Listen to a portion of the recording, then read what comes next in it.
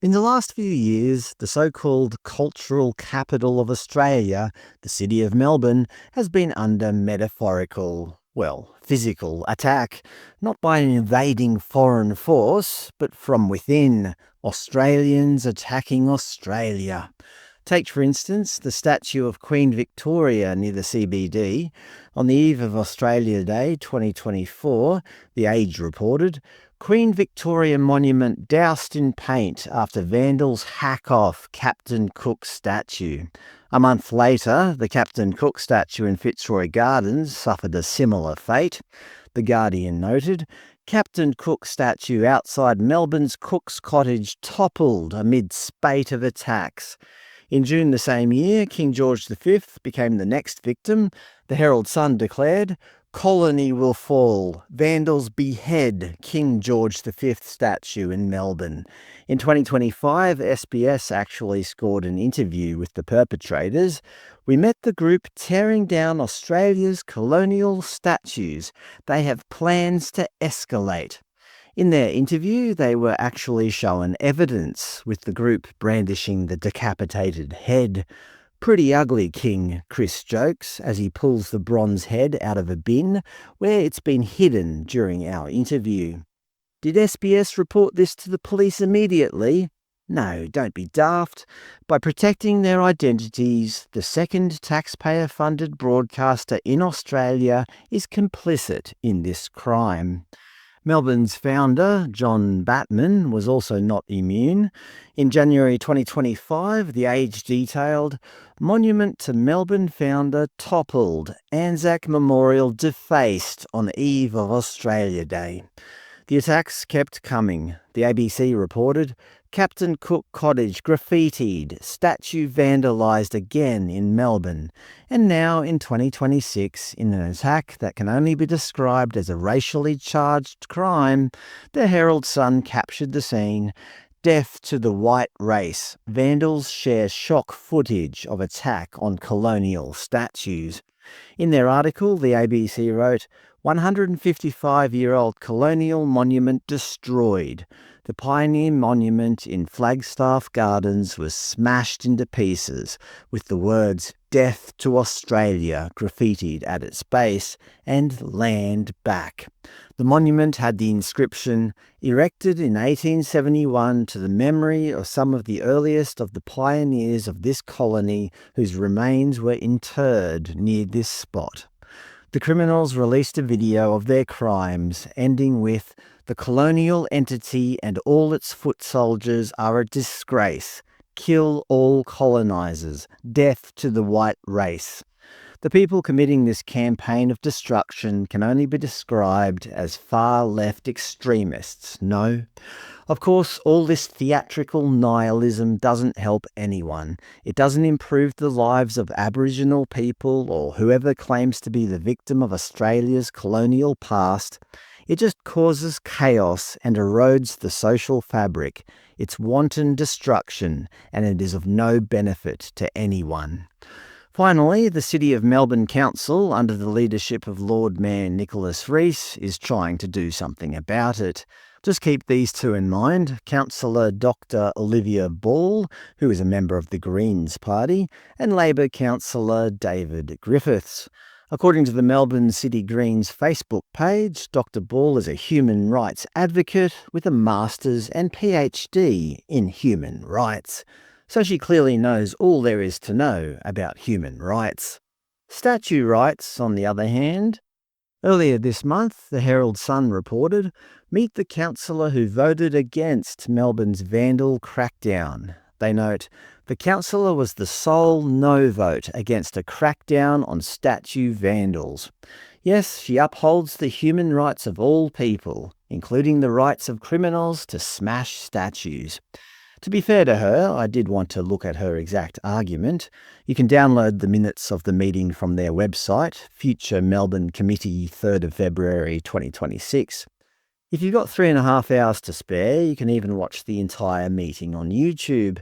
Anyway, these are the minutes and the agenda file that I'll be referencing. In the agenda file, the specific item that we're interested in is 7.2, Notice of Motion, Lord Mayor Nicholas Rees, safeguarding Melbourne's civic statues, monuments, fountains and memorials. Now let's look at the minutes, noting these are unconfirmed minutes, meaning they accurately reflect what the minute taker recorded, but they are yet to be formally reviewed and confirmed by the council. From our point of view, it's perfectly reliable for our purposes, but not yet legal evidence.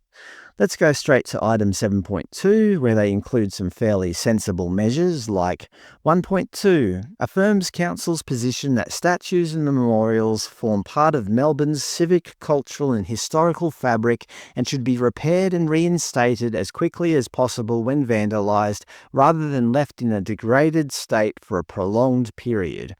1.3 requests management to take a proactive approach by increasing on-site security and CCTV coverage during periods of heightened risks to public property.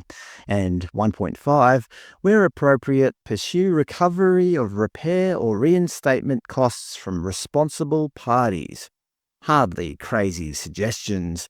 Well, Dr. Bull wanted to add an amendment. She proposed that if statues are damaged, they should be assessed on a case-by-case basis, depending on factors such as the extent of the damage, the artistic and historical merit, and community sentiment. Basically, if the monument in question was already unpopular in the community, then the Vandals should be allowed to get away with it. In her view, they were doing the community a service by destroying a monument without council permission. Of course, she voted for her own amendment, alongside Labor councillor David Griffiths. Everyone else voted against this. And then the main event, the final substantive motion, everyone voted for this motion except the good doctor, who clearly thought there must be something against people's human rights about not allowing statues to be willfully destroyed by masked members of the public. You may notice that Labor councillor Griffiths was missing from the vote. No, he's there. Councillor Griffiths being present but having abstained from voting was taken to have voted against the motion. Yes, he abstained, but essentially that means the good Labor councillor could not bring himself to allow the council to punish vandals for the destruction of historical monuments without first considering their reason for the destruction and whether or not the statue had any artistic merit. I'm pretty sure if you commit a crime, it's a crime, regardless of how people feel about it. If I decide to demolish an old toilet block in a public park because I think it's ugly, I'm still facing a massive fine and a criminal record. We have democratic processes for a reason. We don't just hand the keys to the city to anyone with a sledgehammer and an opinion. I actually did watch some of the councillors debating this motion and downloaded the transcript. Councillor Philip Leiliu had some common sense points to make. Regarding the decapitation of King George V, he said, "The moment that the statue was destroyed, I wanted to repair it. Not because I care about King George or colonialism or anything. It was the fact that this was a part of Melbourne that you're carving out. It's a piece of Melbourne that somebody has taken and has not returned. And that is something that I cannot stand." On the Vandals' escalating tactics, he said, "I do feel that there is a public perception that, seeing as Melbourne is not fixing the first one we did damage, well, you know what, we're going to go and destroy more.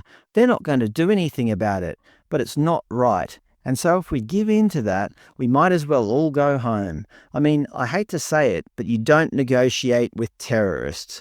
We are here as custodians of future generations. We have waited. We have given them things. Hell, I even tried to give them amnesty until April, but we cannot wait anymore. And if it means that we just sell everything to fix it, purely based on the principle of democracy, we are correct. We've got to do this. Otherwise, there will just be chaos. There is a culture war going on out there. I think it is going to reach a point where who can destroy the more statues, who can vandalise more. And I don't want that. I want to restore it back to what it was. I want to protect it.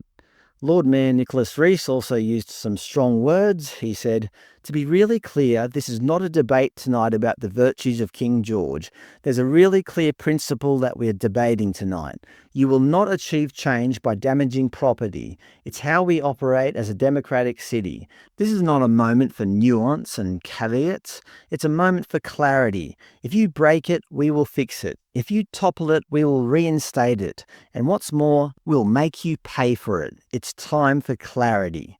But no, the good Greens doctor and the Labor councillor did not want clarity. They preferred a system where the city's heritage is curated by anonymous thugs with angle grinders, effectively outsourcing Melbourne's urban planning to anyone with a historical grievance and a heavy, blunt object.